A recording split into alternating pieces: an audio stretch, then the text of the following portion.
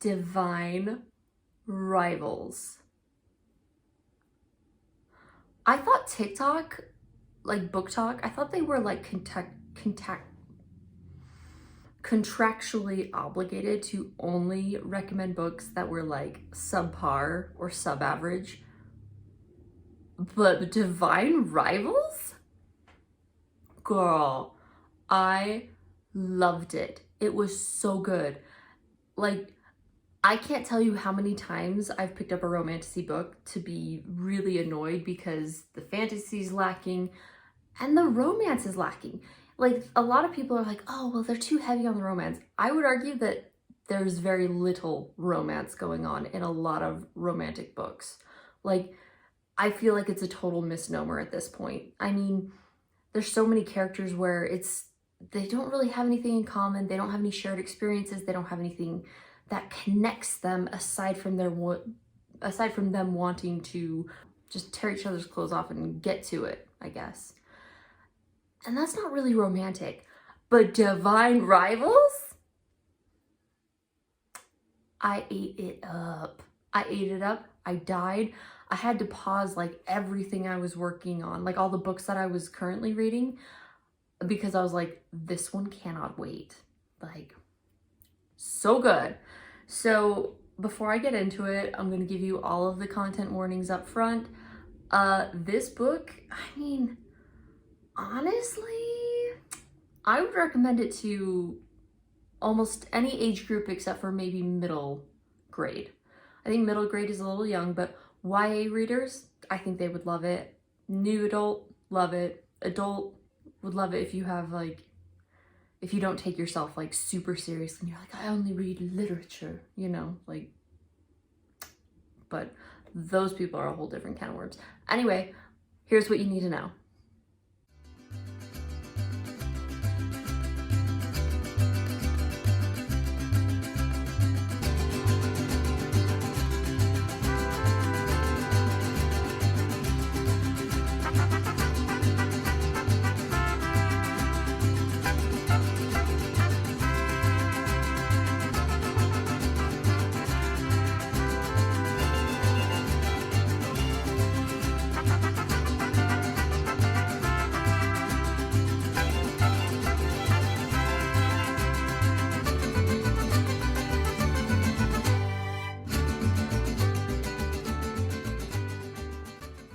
All right, so you can see language, I was shaken, not stirred. I was shaken at how few swear words there actually were. I got 5 swear words if you count piss, which, like it's one of those, like it's crude to say or it's crass to say it, but I don't know if I count it as a swear word. But I count it just because you never know. Seriously? To be fair, I do think there might have been 1 or 2 usages of bloody in here, and not in terms of like war, like, oh, someone got hurt and they're all bloody, but in terms of like, you know, Ron saying like, that was bloody brilliant, like that sort of thing. Ignore the horrible accent. Okay, so when we go into frightening or disturbing imagery, so you need to be aware of the main character's mother is an alcoholic, and she is almost neglectful because she's totally incapacitated by choice. And honestly, I was sobbing as I was reading it. Like, if you have an alcoholic in your life or you have had one that you love dearly and and it breaks you apart because they're not there with you. They choose the booze over you. I don't think I need to explain it too much, but basically I was crying and I was telling my husband, I was like, don't look at me. It's very emotional, surprisingly. And it hits you right off the bat. I mean, it's probably within the first quarter of the book. And by the time I was done, my eye makeup was completely gone. And I was like, oh snap. So yeah, it's pretty hard hitting. I wouldn't say that it's like particularly disturbing. I think the most disturbing part is when you have the main character has to go identify a body, And that was a little bit sad, heartbreaking. But even so, I think the most disturbing imagery was, at least for me, when our character first gets to go to the front line. And I mean, she's just kind of confronted with the realities of war. But even so, I mean, I would put it at a low moderate. Like, you get the full sense, you get a pretty good sense of what war feels like, and the gruesome and horrifying and traumatizing aspects of it, but it doesn't traumatize you in the process, if that makes sense. So I would say it's like a low moderate. It's not too bad. Different day, different Nicole, because I totally forgot to add when I recorded my Divine Rivals review that there is like a trigger warning that I totally spaced. I think I got engrossed in the book, so then I didn't write it down initially. I was just like, I'm just going to enjoy, or not enjoy, but I'm going to fully experience this moment, and then I'll come back and write it, and then I never did. And that is that there is child death in this. There is a young child that drowns. So if that's something that's sensitive for you, you need to know that going into this. So yeah, a trigger warning for that. It's kind of frightening and disturbing, especially because it's like a young teenager's fault, which is really sad. So yeah. Anyways, I just needed to jump in and include that. For violence, you know, I'm gonna say that it's a low moderate as well. I mean, I think the most disturbing thing is when the character is riding back with some wounded from the front lines, and this guy, like, he's like holding his body together, and like his arms are just the only thing that's keeping him together, and it's really sad and disturbing, but I wouldn't put it above a low moderate either, especially in terms of war, because when you read about war, especially whether it be like nonfiction is probably the most graphic, I would say, but there's lots of, you know, gruesome stuff in fantasy. I started and kind of had to soft DNF Hunger of the Gods because like it was good, but I wasn't in the right mind space for it. I needed something a little bit more soft, but like something like that's gonna give you gruesome. Something like this, not so much. Because the focus isn't war necessarily, it's more on these characters, their relationship, how they navigate going to war and being around it and being exposed to it and seeing it in all of its ugliness. So, for sex and nudity in this book, you get this like kind of sensual moment or like description when this character is looking at these two marble statues that are supposed to be kind of like making out, and like talks about how you can almost hear them breathing. You can like see the grasp of their hands on their flesh and stuff, and it's kind of like, this is weirdly sensual. So there's that, but it's not like, it doesn't give you the ick. It's just kind of like, oh, okay, I wasn't expecting that. You get a few moments where it's very clear that one of the main characters is feeling some kind of way when they get all tangled up in the grass and they're lying down and they're just like, oh snap. And then again, that character is kind of like, oh snap, when they're so our main girl Iris has to sit on Kit's lap, and you know, it's a very bumpy long ride, and yeah, it's kind of like forced proximity, but it's not like gross. It's more of like, I've been there, that sucks, you know? So yeah, I mean, you get a couple instances of them kind of kissing heavily, but not like, they aren't touching anything. It's just first base stuff. There's nothing, it's just kissing. And I guess the way that the main character is sitting in his lap in one of the instances when they're kissing is a little suggestive because she's like straddling his lap, but it's not, even though they're kind of in that suggestive position, like I said, it manages to keep some of its innocence and some of its purity. And then for the actual sex scene, like, it's weird because these characters, it's their physical actions towards each other and their love for each other. It's not about the act. It's not about like, ooh, get the tingles from this, you know, or whatever. It's very much born out of their love for each other and their desire to be closer together. And so it maintains that sweetness and purity. Like I said, it's their intentions are, I love you and I just want to be closer to you. And it's just so stinking cute. It does like cover the entire event, but I wouldn't put it above a moderate because it's very, it's so cute. It's like very respectful, very consensual, and just, I don't know, it's so good. Like, I never would have thought that Book Talk would recommend a book that I would like. Never.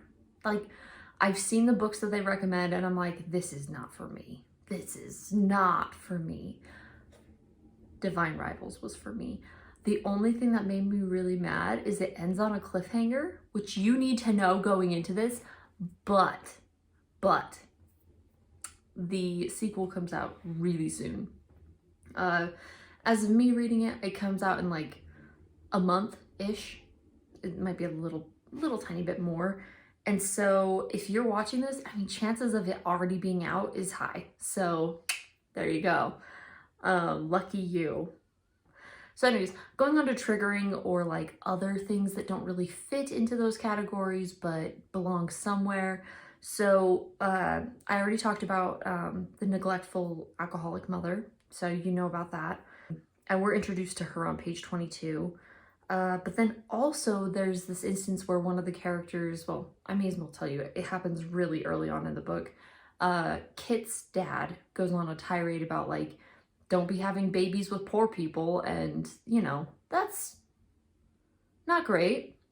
You know, turns out it's not really something that's nice to say, let alone right, but whatever. But I have one nitpicky weird thing, right? So this kind of ties into, there's all sorts of weird forced morality things that you will see in books and literature, just any media or entertainment, especially like movies and stuff. But one thing I hate in books is when a woman can't want like nice clothes. Let's say that, like, you know, she's given a credit card and told, go buy whatever you want. Instead of having her pretty woman moment, she's like, oh, I'm just gonna go get cardigans from Goodwill because that's all that I want. That's all I need. And it's like, don't get me wrong, like, you can find some great stuff at thrift stores. Amazing. Love them. But at the same time, you do not have to be constantly battling against comforts or things that you want because it's seen as too materialistic or whatever. All that to say, there's this one instance where they're like, okay, we need to give up some mattresses for the hospital to, you know, for beds for the soldiers to lie on. First of all, it has been established very early on that this hospital saves very few people that come through. Most of the people that come through are too seriously injured for the hospital to save, so in the end, they end up just providing them comfort until they die. And the war correspondents are staying at a B&B. And they go and they're like, all right, got to take all these mattresses. And it's like, and they all gave up their beds for these soldiers. And it's like, these girls and guy, these people are supposed to be helping at the hospital, right? They're there, you know, helping change bandages or change bedpans or, you know, just providing comfort to the soldiers, writing letters home, things like that. And they're providing a very useful and needed service. And if a lot of these soldiers are going to die anyways, it doesn't make sense to give up your beds for it. It's better that they be well rested and ready to help save the people who can be saved than being like, oh, well, you know, they're dead and in extreme pain and or so hyped up on pain meds that they can't feel anything. It's better that they sleep in my bed. But then also too, like, if they're going, like, you don't want to like have something that's difficult to clean in a medical situation. because then, I mean, say someone throws up all over your mattress, how are you going to clean that? Whereas like if it's a cot, it's a lot easier. You scrub it down with some soap and you leave it out in the sun and, you know, let it dry and let it disinfect with sunshine. But with a mattress, like a full-size mattress, girl, maybe I am just a pampered princess, but I felt like it was such a dumb plot point and thing to include. It was just, and it's kind of just a big turnoff because I hate this idea that you have to give up what you want or what you enjoy or something that's really important to you in order to be a good person. And also I'm very big, I love sleep. I'm a huge believer in good sleep. So maybe the mattresses hit closer to home because of that. So anyway, on that very random tirade, I'm gonna close this out. But basically, if you are super skeptical of book talk and you're like, I don't trust the single word people say, trust me. I am not a book talk person. I don't watch book talk. I am not on book talk. They actually know what they're talking about on this one. This is actually a romantic book that was super cute. Also, so I pre-ordered the second one, right? And I bought this one. Like, you know, I really liked a book when I bought it. But, oh, this is something that I want to start talking about more too. But Naked Hardback. I love it. I love that it's Dear Iris. The next one, the Naked Hardback for it, which is Ruthless Vows or something like that. It's going to be Dear Roman, but basically the same thing. And it's going to be like a light blue, I believe.